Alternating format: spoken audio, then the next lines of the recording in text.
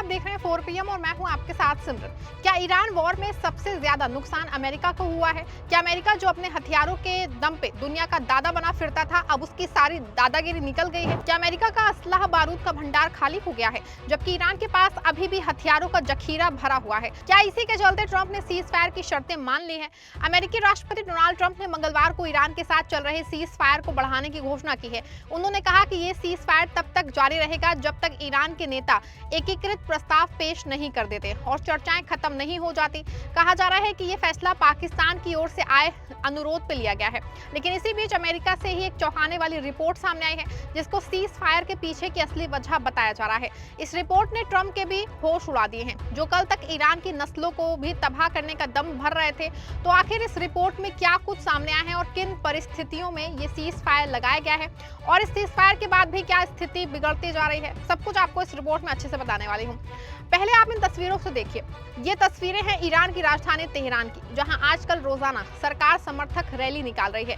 इन रैलियों में बद्र बैलिस्टिक मिसाइलें और खोरम शहर 4 बैलिस्टिक मिसाइल का प्रदर्शन जो है किया जा रहा है। इसी तरह शिराज, तबरेज और जंजान जैसे शहरों में भी हथियारों का सार्वजनिक प्रदर्शन हुआ है।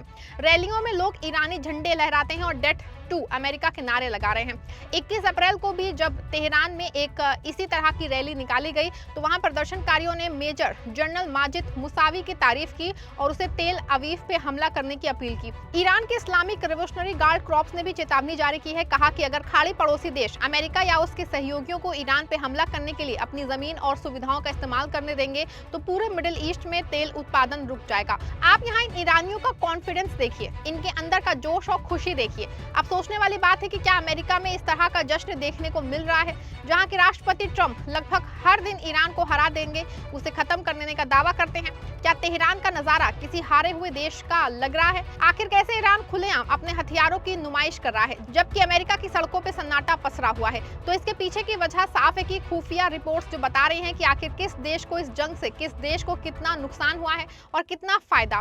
पेंटागन की खुफिया रिपोर्ट के अनुसार अमेरिका और इजराइल के हमलों के बावजूद ईरान के पास अभी भी हजारों मिसाइलें और एक तरफा हमले वाले ड्रोन बचे हुए हैं। हालिया आंकड़ों में कहा गया है कि ईरान के मिसाइल लॉन्चरों का लगभग आधा हिस्सा बरकरार है और उसकी बैलिस्टिक मिसाइल क्षमता अभी भी क्षेत्रीय खतरा बनी हुई है। ईरान ने अपने मिसाइलों और लॉन्चरों को छिपा के और बिखेर के रखा है, जिससे उन्हें पूरी तरह नष्ट करना मुश्किल हो गया है। दोस्तों, आज सत्ता की आंखों में आंखें डाल के पत्रकारिता करना मुश्किल हो गया है। हमारे 4 पीएम नेशनल यूट्यूब और फेसबुक चैनल को, जिसे आपका प्यार और विश्वास हमेशा से मिलता रहा है, उसे बंद करके सरकार ने ये साबित कर दिया है कि वो आपके सवालों से कितना डरती है। मुश्किल दौर है, लेकिन हम ना रुके थे और ना ही रुकेंगे। हम सच के लिए हमेशा लड़ते रहेंगे। ऐसे में 4 पीएम यूपी को ज्यादा से ज्यादा ज्वाइन करें और स्वतंत्र पत्रकारिता को जिंदा रखने के लिए जितना हो सके उतना हमारा आर्थिक सहयोग करें। आपके सहयोग से ये जंग हम जीत के रहेंगे। वहीं अमेरिकी मीडिया रिपोर्ट्स में चेतावनी दी गई है कि ईरान के खिलाफ ऑपरेशंस में मिसाइलों के भारी इस्तेमाल से अमेरिकी स्टॉक पाइल काफी कम हो गया है, जिससे भविष्य के किसी भी बड़े संघर्ष में खतरा पैदा हो सकता है। अमेरिकी सैन्य स्टॉक पाइल पे गंभीर चिंता जताई जा रही है। CNN की रिपोर्ट के मुताबिक ईरान के खिलाफ 7 हफ्तों के युद्ध में अमेरिकी सेना ने अपनी महत्वपूर्ण मिसाइलों का बड़ा हिस्सा खर्च कर दिया है। Centre for strategic and international studies के विश्लेषण के अनुसार प्रिसीजन स्ट्राइक मिसाइलों का कम से कम 45% खर्च हो चुका है। थर्ड मिसाइलें, जो बैलिस्टिक मिसाइलों को रोकने वाली मिसाइलें होती हैं, वो कम से कम 50% खर्चा हो चुकी हैं। इसके साथ ही पेट्रियट एयर डिफेंस इंटरसेप्टर मिसाइलों का लगभग 50% खर्चा हो चुका है, जबकि टॉम हॉक मिसाइलों का करीब 30% हिस्सा खत्म हो गया है। वहीं लंबी दूरी की joint air to surface stand off मिसाइलों का 20% से ज्यादा हिस्से को ईरान खा गया है और SM-3 और SM-6 मिसाइलों का तकरीबन 20% इस्तेमाल कर लिया गया है। इसी को देखते हुए ट्रंप प्रशासन ने हाल ही में मिसाइल उत्पादन बढ़ाने के लिए ठेके दिए हैं, लेकिन डिलीवरी में समय लगेगा। पेंटागन के मुख्य प्रवक्ता शॉन पार्नेल ने कहा है कि अमेरिकी सेना के पास राष्ट्रपति के निर्देश पे कार्रवाई करने के लिए सब कुछ उपलब्ध है। हालांकि ट्रंप के दावों के उलट विशेषज्ञों का कहना है कि स्टॉक पाइल में कमी एक अहम चुनौती है। अब देखिए, अमेरिका की हालत ईरान के साथ संघर्ष के बाद उभरी है, जहां अमेरिका ने ईरान की एयर डिफेंस मिसाइल साइटों और अन्य ठिकानों पर हमले किए। ईरान ने भी बैलिस्टिक मिसाइलों और ड्रोनों से जवाब दिया है, जिससे दोनों तरफ संसाधनों की भारी खपत हुई। लेकिन इसके बावजूद ईरान के पास हथियारों का जखीरे का कुछ ही प्रतिशत खर्चा हुआ है। इसके अलावा रूस और चीन जैसे बड़े देश खुल के ईरान का समर्थन कर रहे हैं। अगर अगर ईरान को कोई कमी हुई भी तो चीनी और रूसी मिसाइलें भी हमें देखने को मिल सकती हैं, जबकि अमेरिका का स्टॉक पॉइल खाली होता जा रहा है। कल को मान लीजिए कोई नया संघर्ष आ गया तो अमेरिका के दुनिया में आतंक खत्म हो जाएगा। अमेरिकी राष्ट्रपति डोनाल्ड ट्रंप ने ईरान के साथ चल रहे सीज फायर को बढ़ाने की घोषणा करते हुए ट्रुथ सोशल पे लिखा कि ईरान सरकार गंभीर रूप से विभाजित है, जो अप्रत्याशित नहीं है। पाकिस्तान के फील्ड मार्शल आसिम मुनीर और प्रधानमंत्री शहबाज शरीफ के अनुरोध पे हमले ईरान पे जो है रोकने का फैसला किया है, ताकि उनके नेता और प्रतिनिधि एक एकीकृत प्रस्ताव तैयार कर सके। उन्होंने आगे कहा कि मैंने हमारे सैन्य बलों को निर्देश दिया है कि वो होर्मुज की नाकाबंदी जारी रखें, सभी अन्य पहलुओं में तैयार और सक्षम रहे। इसीलिए हम सीज फायर को तब तक बढ़ा रहे हैं जब तक उसका प्रस्ताव सबमिट नहीं हो जाता और चर्चाएं किसी भी तरह से समाप्त नहीं हो जाती हैं। वहीं पाकिस्तान जो है सीज फायर के लिए सारा क्रेडिट खाया जा रहा है।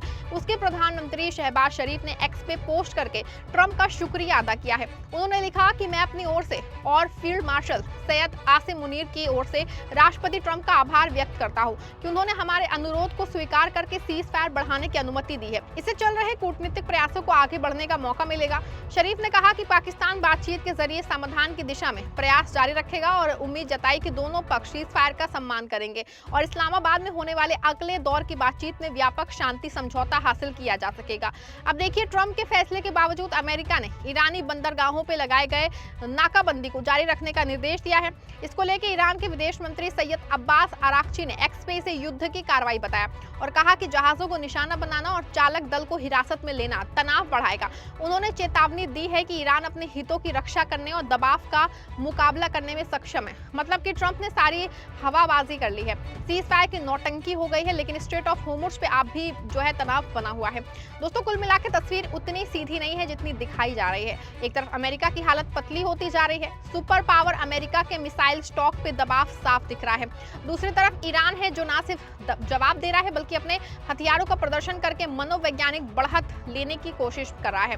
सीज फायर का फैसला भी सिर्फ शांति के लिए नहीं है बल्कि रणनीतिक मजबूती और समय खरीदने की चाल ज्यादा लग रही है। ट्रंप के दावे और जमीन की हकीकत में फर्क नजर आ रहा है।